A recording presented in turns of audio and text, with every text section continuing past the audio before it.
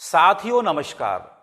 भारतवर्ष में जन्म लेने वाले किसी भी व्यक्ति के नाम के आगे यदि दलित, शोषित, वंचित या अल्पसंख्यक आदि जैसे विशेषणों को लगाया गया है तो सच मानिए पिछले जन्म में उससे बड़ा पुण्यात्मा शायद ही कोई रहा हो।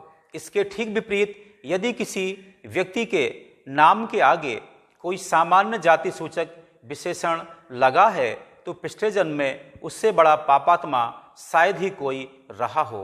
यह मैं इसलिए कह रहा हूं, यह कोई अमेरिका तो है नहीं जहां पर केवल अमेरिकन और अप्रवासी रहते हैं। यह तो भारतवर्ष है जहां पर कोई दलित है तो कोई आदिवासी, कोई पिछड़ा है तो कोई अगड़ा।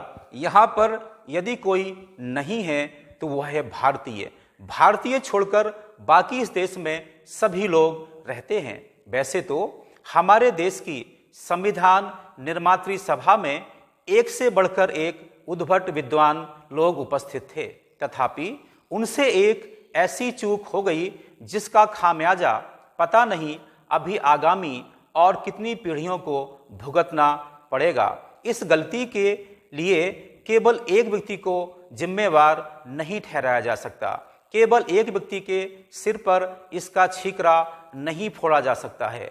पंडित नेहरू से लेकर वर्तमान के नरेंद्र मोदी तक प्रायः सभी प्रधानमंत्रियों ने एक ही गलती को सीना ठोककर बार बार दोहराया है।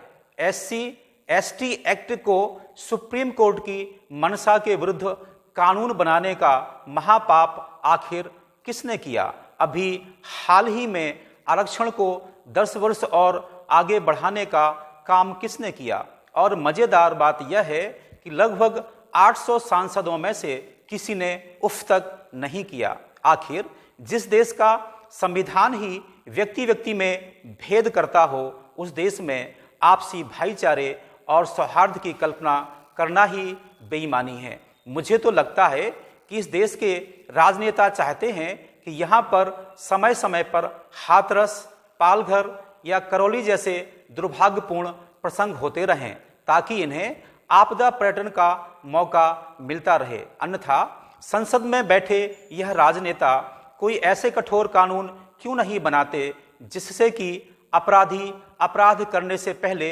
उसकी रूह कांप जाए। यह मैं मानता हूं कि कठोरतम कानून होने के बाद भी धरती पर कोई राम राज्य तो आने वाला है नहीं, तथापि मेरा यह विश्वास है कि कठोर कानून होने से भले ही अपराध जीरो ना हो परंतु नगण्य अवश्य हो जाएंगे।